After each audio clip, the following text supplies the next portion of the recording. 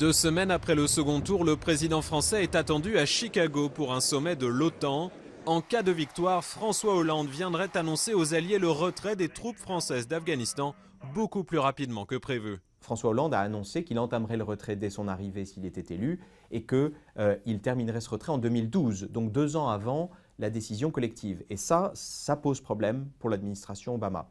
Nicolas Sarkozy avait fait un geste de rapprochement avec les États-Unis en réintégrant la France dans le commandement intégré de l'OTAN.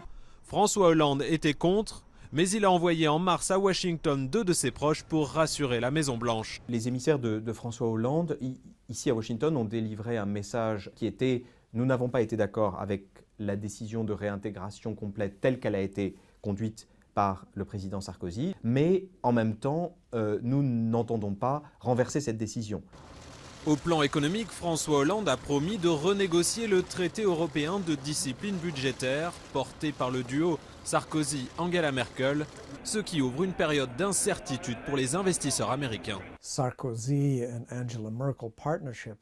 Le partenariat européen entre Sarkozy et Merkel est très solide.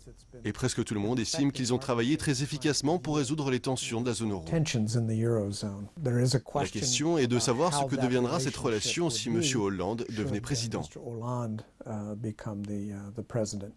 Mais s'il renégociait le traité pour y introduire la notion de croissance, François Hollande se rapprocherait alors de la position de l'administration Obama, qui réclame depuis des mois aux Européens un plan de relance digne de ce nom.